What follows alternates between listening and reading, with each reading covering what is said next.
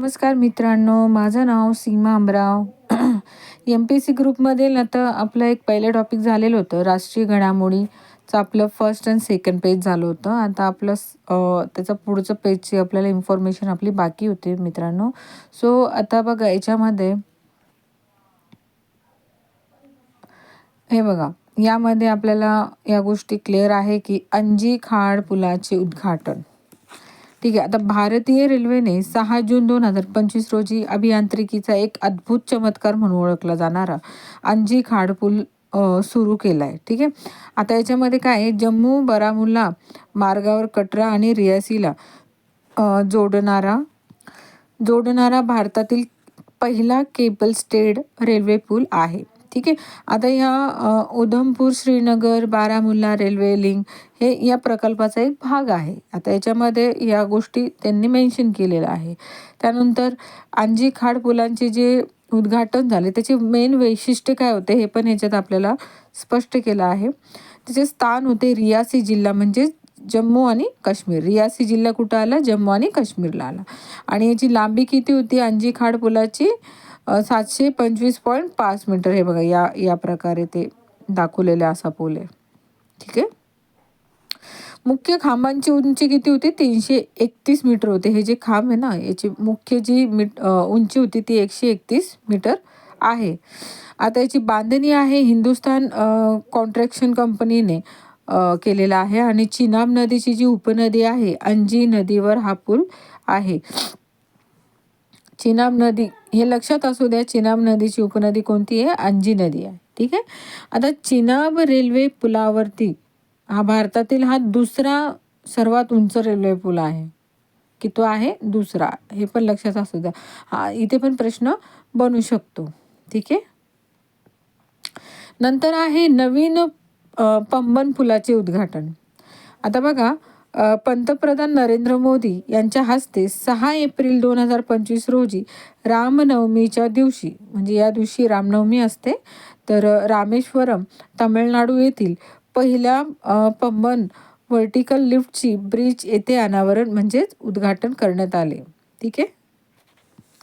तसेच भारताचा पहिला व्हर्टिकल लिफ्ट सागरी पूल जो आहे तो कोणता आहे? नवीन पंबन पूल आहे. ठीक आहे. आता हा एक रेल्वेचा एकमेव आहे. ठीक आहे. नंतर आहे स्थान मंडपन मुख्य भूभाग. एकूण लांबी किती आहे? 2.07 किलोमीटर. एकूण उंची 72.5 मीटर. पाण्यापासून उंची किती आहे त्याची? 17 मीटर दिलेली आहे. तर या प्रकल्पाला कधी मंजुरी भेटली आहे? 2019ला भेटली आहे आणि बांधकामची सुरुवात 20मध्ये झालेली आहे, 2020मध्ये. आणि या सगळ्या याला जो खर्च लागलेला आहे तो 531 कोटी रुपयेचा खर्च लागला आहे. ठीक आहे. आता ही जी बांधणी आहे ती रेल विकास निगम लिमिटेड यांनी केली आहे. आता खांब गंजणार नाही किंवा त्यासाठी पॉलिसिलॅटिक्स पेंटचा वापर केलेला आहे, म्हणजे न गंजण्यासाठी या पेंटचा वापर करण्यात आलेला आहे. आता पंबन जे आहे 1914 या देशातील पहिला समुद्री पुलाची जागा घेतली आहे. ठीक आहे. तर इथे पण भरपूर प्रश्न बनतात, त्यानुसार आपण हे लक्षात असू द्या. प्लीज व्हिडिओमध्ये तुम्हाला म्हणजे ब्लर होत असेल तर प्लीज थोडंसं मी बोलते ते तरी तुम्ही मेन्शन किंवा स्क्रीनवरती तुम्हाला माझे वर्ड्स पण मेन्शन होत असेल ना, तर आपण ते पण लक्षात घ्या. आता बघा, केदारनाथ रोपवे प्रकल्प. उत्तराखंडामधील केदारनाथ जे आहे ते हेमकुंड साहेब या 2 ठिकाणी रोप वे बांधण्याचा निर्णय केंद्रीय मंडळाच्या 5 मार्च 2025 रोजी झालेल्या बैठकीमध्ये निर्णय घेतलेला आहे की आपल्याला रोप प्रकल्प करायचा आहे. रोप इन द सेन्स या प्रकारे आपण बघत असाल, जसं आपण काश्मीर वगैरे कुठं बाहेर जातो फिरायला, तर हे ज्या वरती असतं ना, आपण बाहेर फिरण्यासाठी जातो आणि आपल्याला या पहाडावरनं दुसऱ्या पहाडाला जायचं असतं, तर हा रोप प्रकल्प त्यांनी सुरू केलेला आहे. कुठे केलेला आहे? केदारनाथला केलेला आहे.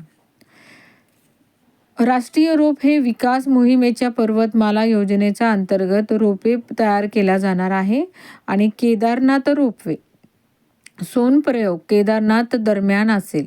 ठीक आहे. आता एकूण लांबी किती केलेली याची? 12.9 किलोमीटर आहे. बापरे, भरपूर त्यांनी लांबपर्यंत हे केलेलं आहे. आणि एकूण खर्च सांगितला आहे बघा. एकूण खर्च 4,000 म्हणजे हे बघा इथे 4,081.28 कोटी रुपयेचा हा जो प्रकल्प होता हा इथे त्यांनी पार पाडला. आता हा जो प्रकल्प आहे ना, याची डिझाईन, बिल्ड, फायनान्स, ऑपरेट आणि ट्रान्सफर मोडवर विकसित केल्या जाईल. आता प्रवासी जी जी वाहन क्षमता आहे टोटल ते किती आहे, 1800 प्रति तास आहे. आता हा जगातील सर्वात लांब रोपवे ठरणार आहे. का? कारण याची लांबी 12.9 किलोमीटर आहे, म्हणून हा जगातील सर्वात लांब रोपवे प्रकल्प ठरणार आहे. हेमकुंड साहेब रोपवे. गोविंद घाट हे हेमकुंड साहेब म्हणजे गंगारिया मार्गे असा असेल. ठीक आहे. आता एकूण लांबी किती आहे, 12.4 किलोमीटर आहे आणि खर्च किती दिलेला आहे त्यांनी, 2,730 कोटी रुपये. आता हेमकुंड साहेब ही शिखरांची पवित्र धार्मिक स्थळ आहे. ठीक आहे. काय आहे, धार्मिक स्थळ आहे, लक्षात ठेवा. नंतरचा मुद्दा आहे, हा जगातील सर्वात मोठा मानवी मेळावा आहे. ठीक आहे. नंतर आहे महत्त्वाचा मुद्दा, महाकुंभ मेळा 2025. ठीक आहे.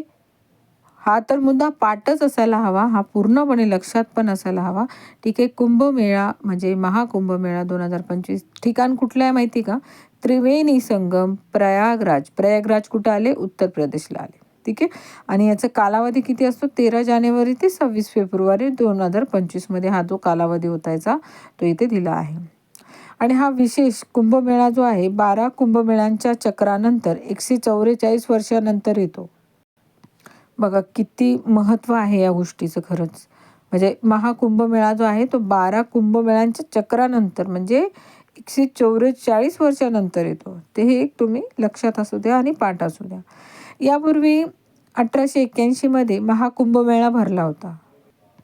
आणि पुढील महाकुंभमेळ्याची पण इथं तुम्हाला तारीख दिलेली आहे. आता 25ला झाली आहे आणि आता पुढे कधी भेटणार आहे, म्हणजे कधी तारीख राहणार आहे पुढे महाकुंभमेळ्याची, 2169 मध्ये हा प्रयागराज येथे होईल. बघा हा जो काळ आहे तो आपण पण म्हणजे नो डाऊट की आपल्यालाही माहिती असेल नसेल पुढे काय आहे, तर खूप महत्त्वाचा मुद्दा आहे. या वेळेला हा प्रयागराज पुन्हा महाकुंभमेळा भरणार आहे.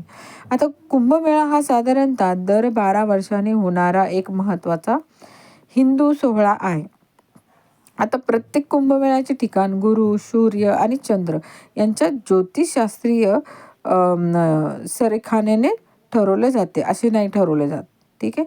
म्हणजे हे कुठे करायचं आहे तुम्हाला, म्हणजे कुंभमेळा कोणत्या ठिकाणी ठरवायचा आहे ते काय कोण ठरवतं आहे, गुरु, सूर्य आणि चंद्र या ज्योतिषशास्त्रीय संरेखनाने ठरवले जाते. नंतर हा जगातील सर्वात मोठा मानवी मेळा आहे, हे तर आपल्याला माहिती आहे. ठीक आहे.